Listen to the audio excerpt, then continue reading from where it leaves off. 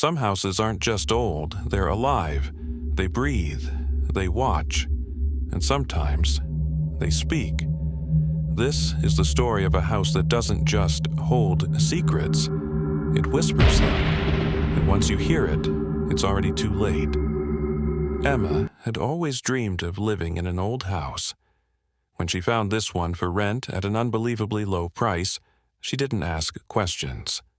The real estate agent was oddly eager to hand over the keys, barely making eye contact as he left. But from the first night, something felt off.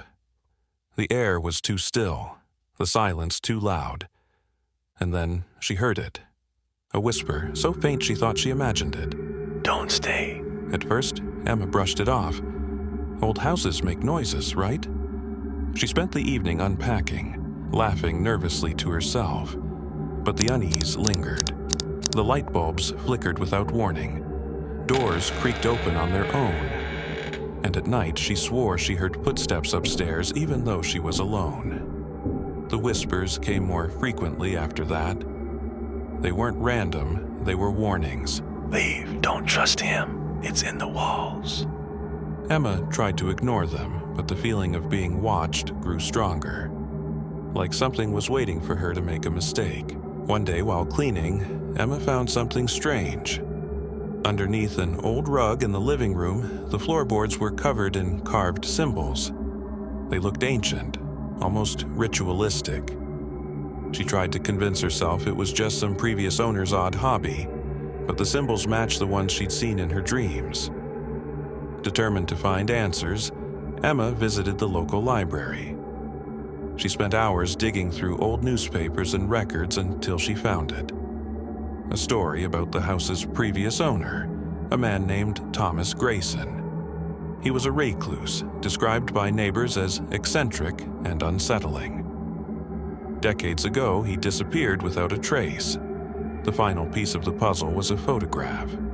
It was a portrait of Thomas Grayson, his eyes scratched out, and the same symbols carved into the frame. Emma felt a chill run down her spine.